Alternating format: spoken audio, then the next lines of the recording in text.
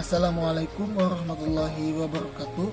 Perkenalkan, nama saya Muhammad Hakim dengan nomor induk mahasiswa 2311110045 kelas 3B Prodi Pendidikan Agama Islam. Di sini saya akan menjawab soal-soal UAS pada mata kuliah Metodologi Studi Islam. Pertama, jelaskan apa yang Anda ketahui tentang poligami dan apa sikap Anda terhadap orang yang poligami. Poligami adalah praktik di mana seseorang memiliki lebih dari satu pasangan dalam pernikahan secara bersamaan.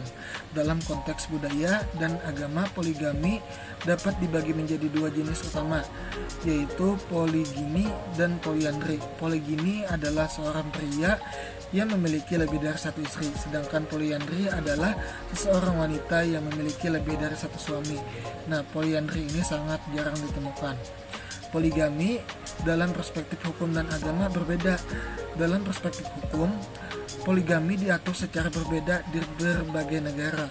Di beberapa negara, poligami legal dengan cara tertentu, sedangkan di negara lain, poligami dilarang dan dapat dikenai sanksi hukum. Sedangkan menurut perspektif agama, dalam Islam poligami itu diperbolehkan dengan batas maksimal 4 istri. Tetapi ada syarat penting, yaitu kemampuan untuk berkelakuan adil terhadap semua istri.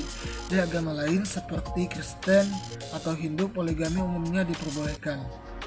Sikap saya jika melihat orang berpoligami yaitu saya menghormati, karena itu adalah pilihan individu yang menjalankan poligami, asalkan dilakukan dengan sesuai aturan agama, hukum, dengan persetujuan semua pihak yang terlibat.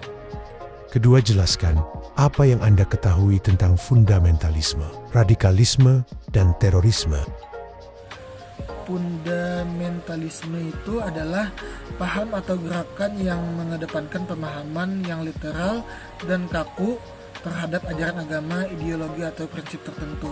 Ciri-cirinya yaitu menolak interpretasi baru terhadap ajaran, berusaha mengembalikan praktik kepada bentuk murni atau sesuai keyakinannya, biasanya reaktif terhadap perubahan sosial, modernitas, atau nilai-nilai yang dianggap bertentangan. Contohnya yaitu fundamentalisme agama yang menganut pandangan bahwa kitab suci harus diterapkan secara harfiah tanpa kompromi. Yang kedua ada radikalisme. Radikalisme adalah paham atau sikap yang menginginkan perubahan besar dalam tatanan sosial, politik, atau budaya, seringkali melalui cara yang ekstrim. Ciri-cirinya itu menginginkan perubahan yang mendasar dan cepat, tidak jarang menggunakan cara-cara kekerasan untuk mencapai tujuan, menolak kompromi dengan pihak yang berbeda pendapat. Contohnya gerakan yang menyerukan revolusi total untuk menggantikan sistem pemerintahan atau ideologi tertentu. Yang ketiga ada terorisme. Terorisme ini adalah tindakan penggunaan kekerasan atau ancaman kekerasan untuk menimbulkan ketakutan dan mencapai tujuan tertentu, baik politik, agama, maupun ideologi. Ciri-cirinya yaitu melibatkan kekerasan fisik termasuk pengeboman, penembakan, atau serangan lainnya, bertujuan untuk menciptakan ketakutan di masyarakat atau pemerintahan, sering dilakukan oleh kelompok atau individu dengan agenda tertentu. Contohnya yaitu serangan terhadap warga sipil atau fasilitas umum dengan tujuan memengaruhi kebijakan pemerintah. Hubungan antara fundamentalisme, radikalisme, dan terorisme ini ketiganya sering dikaitkan meskipun tidak selalu berhubungan secara langsung. Ketiga, jelaskan apa yang Anda ketahui tentang pendekatan sosiologi dalam studi Islam. Pendekatan sosiologi dalam studi Islam adalah metode yang mempelajari ajaran, praktik, dan fenomena Islam dalam konteks sosial. Pendekatan ini berfokus pada bagaimana Islam memengaruhi dan dipengaruhi oleh masyarakat, budaya, serta interaksi sosial. Karakteristik utamanya itu adalah kontekstual, yaitu mengkaji Islam dalam kaitannya dengan struktur sosial, budaya, dan sejarah. Yang kedua ada empiris berdasarkan pengamatan data dari realitas sosial umat Islam. Yang ketiga ada objektif, yaitu berusaha memahami Islam sebagai fenomena sosial tanpa bias teologis. Contoh kajiannya itu seperti peran masjid dalam membangun solidaritas sosial, hubungan antar nilai-nilai Islam dan perilaku ekonomi umat, pengaruh modernisasi terhadap praktik agama. Pendekatan ini membantu memahami Islam tidak hanya sebagai agama tetapi juga sebagai kekuatan sosial yang dinamis dalam masyarakat. Keempat, jelaskan apa yang Anda ketahui tentang pendekatan fenomenologi dalam studi Islam. Pendekatan fenomenologi dalam studi Islam adalah metode yang berfokus pada memahami pengalaman keagamaan umat Islam sebagaimana mereka menghayatinya. Pendekatan ini menekankan pada subjektivitas dan makna yang diberikan individu atau kelompok terhadap ajaran praktik dan simbol-simbol Islam. Karakteristik utamanya yaitu yang pertama subjektif, mencoba melihat Islam dari perspektif orang yang menjalaninya. Yang kedua ada deskriptif, yaitu berusaha mendeskripsikan pengalaman keagamaan tanpa penilaian asumsi dari luar.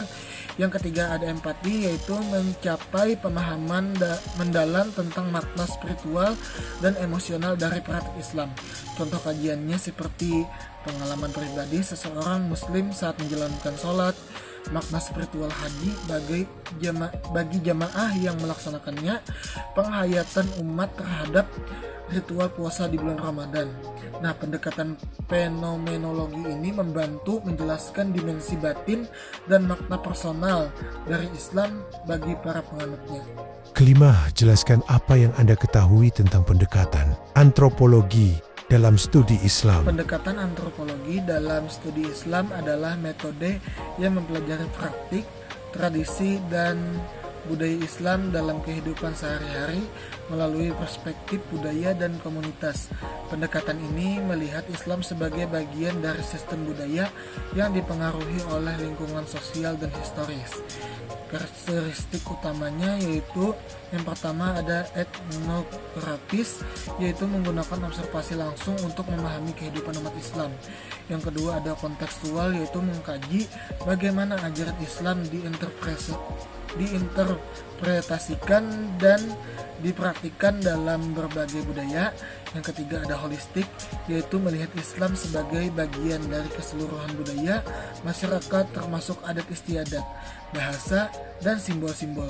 Contoh kajiannya seperti ritual pernikahan Islam dalam masyarakat tertentu, tradisi lokal dalam memperingati Maulid Nabi, hubungan antara adat dan syariat dalam praktik hukum Islam.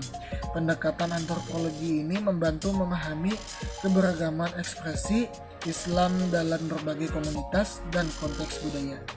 Keenam, jelaskan apa yang Anda ketahui tentang pendekatan psikologi dalam studi Islam. Pendekatan psikologi dalam studi Islam adalah metode yang mempelajari aspek-aspek psikologis dari keyakinan, pengalaman, dan praktik keagamaan umat Islam. Pendekatan ini berfokus pada hubungan antara agama Islam dengan kondisi mental, emosi, dan perilaku individu. Adapun karakteristik utamanya itu yang pertama ada individu yang menekankan pengalaman keagamaan pribadi umat Islam. Yang kedua ada psikologis yang mana menganalisis bagaimana Islam memengaruhi kesehatan mental, motivasi, dan pola pikir. Yang ketiga ada terapan yang mana membahas peran ajaran Islam dalam terapi, konseling, dan pengembangan karakter. Contoh kajiannya itu seperti pengaruh sholat terhadap ketenangan jiwa, hubungan antara keimanan dan manajemen stres, peran zikir dalam mengatasi kecemasan. Nah, pendekatan ini membantu memahami bagaimana Islam memberikan dampak psikologis positif bagi individu dan komunitasnya. Ketujuh, jelaskan bagaimana cara membentuk keluarga Islami dan masyarakat yang Islami. Cara membentuk keluarga Islami yang pertama ada pendidikan agama, yang mana menerapkan ajaran Islam dalam kehidupan sehari-hari seperti sholat berjamaah, membaca Al-Quran, dan mengajarkan akhlak mulia. Yang kedua ada komunikasi yang baik, yaitu menjaga hubungan harmonis antara anggota keluarga dengan kasih sayang, kejujuran, dan penghormatan. Yang ketiga ada kepemimpinan yang bijaksana. Kepala keluarga bertindak adil dalam bertanggung jawab dan mendidik keluarga dengan nilai-nilai Islam. Yang ketiga ada lingkungan positif, yang mana membangun suasana rumah yang islami, misalnya dengan menghindari hal-hal yang bertentangan dengan syariat. Adapun cara membentuk masyarakat yang islami seperti yang pertama menyebarkan nilai-nilai Islam, yang mana mengajarkan prinsip keadilan, toleransi, dan kerjasama berdasarkan ajaran Islam. Yang kedua ada pendidikan dan dakwah, yaitu membangun lembaga pendidikan dan kegiatan dakwah untuk menyebarkan ilmu pemahaman Islam. Yang ketiga ada kepedulian sosial. Kepedulian sosial ini yaitu melaksanakan kegiatan sosial seperti zakat, infak, dan sedekah untuk membantu sesama. Yang keempat ada hukum dan etika Islami. Hukum dan etika Islami ini mendorong penerapan nilai-nilai syariat dalam kehidupan bermasyarakat dengan fokus pada pendidikan akhlak dan kepedulian keluarga dan masyarakat Islami dapat terbentuk secara harmonis sesuai dengan tuntutan agama.